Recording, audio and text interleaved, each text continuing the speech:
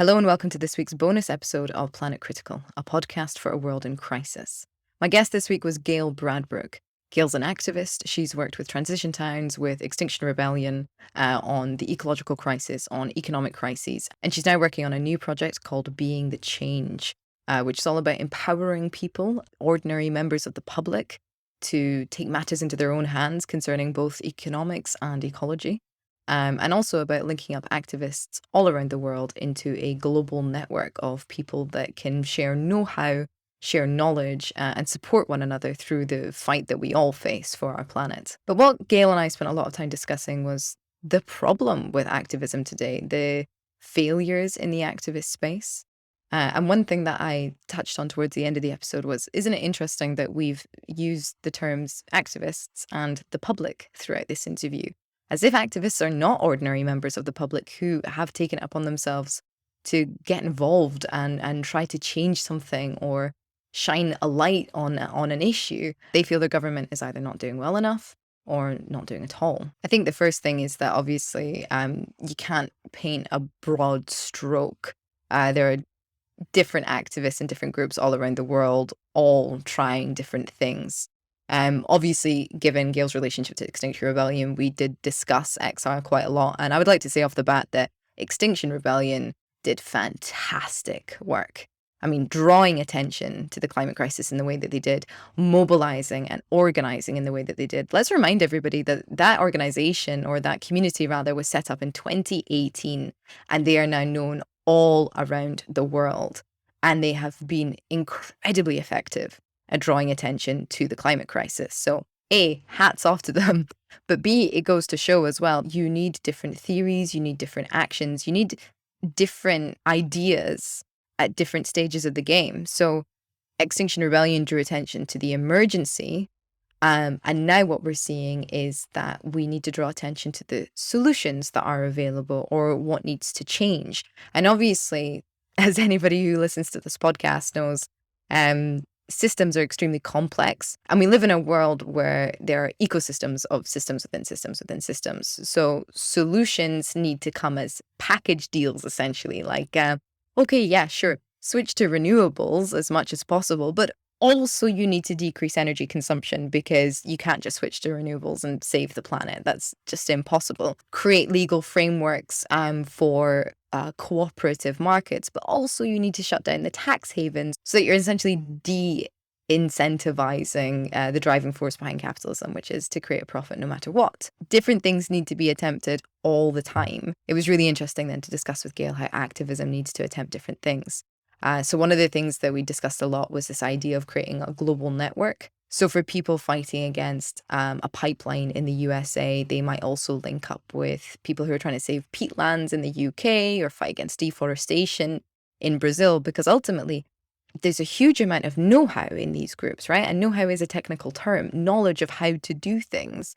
And if we could share that information more rapidly, and if we could find support from one another, then perhaps we would see more success, because the whole point is to, use David Graeber's slogan, we are the 99%. We are the majority. So if the majority can feel more empowered by recognizing that across the world, and also crucially, I think, celebrating and sharing in each other's successes and being buoyed by that sense of progress, then I think that would be incredibly helpful to the activist space. Gail spoke a lot about trauma in our bodies, the trauma of being on high alert, an emergency, the trauma of living in a precarious neoliberal system. And that I think, therefore, part of the idea of creating networks of people would be also to render a sense of empowerment and agency to combat against what she identifies as trauma in the body, that we can't be on high alert all the time. We cannot live in a state of emergency. Physiologically, neurologically, it's bad for our systems. It's obviously bad for all the other systems that exist in the world too. I think what's really interesting is the diversity of people and the resilience of people.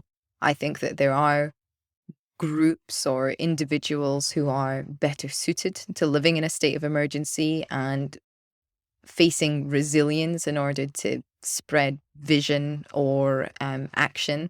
And then there's other people that are better at on the ground micro schemes in order to combat localized problems, which, if you then have a network of global activists, that know-how can then be spread through the world. We also touched on sometimes the lack of vision in activism, the fact that if you're trying to get the general public on board to a really, really scary change, you need to provide them with a future or the possibility of a future that they can support.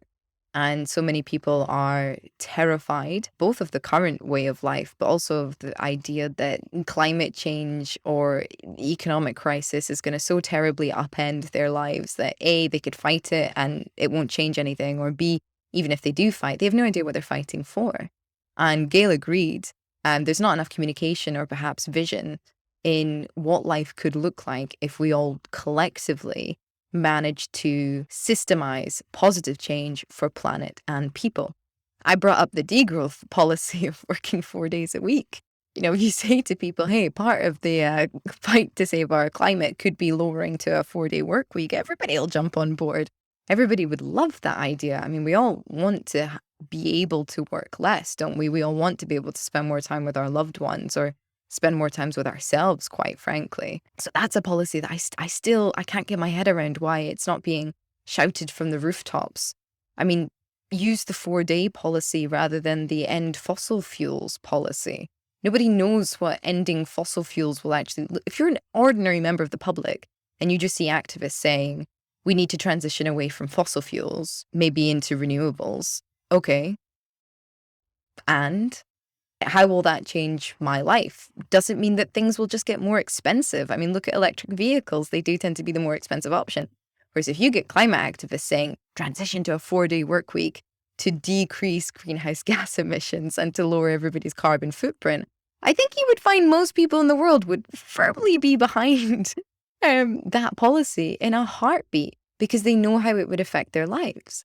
It would affect their lives positively. There's a lot to be said for the marketing of the climate crisis, which is a phrase I use quite a lot on this show. And I have invited a marketing professor onto the show in May to discuss this issue. How can we market our messages better? How can we weaponize messages in order to provide people with more vision and more hope? Personally, I think that's a key part of the issue, but I am a journalist. I do believe in the power of storytelling.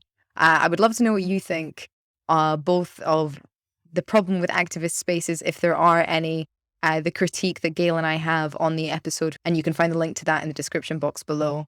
And also the marketing of the climate crisis. I mean, this is like the 7th episode I've said it on, so please engage with me. Do let me know what you think.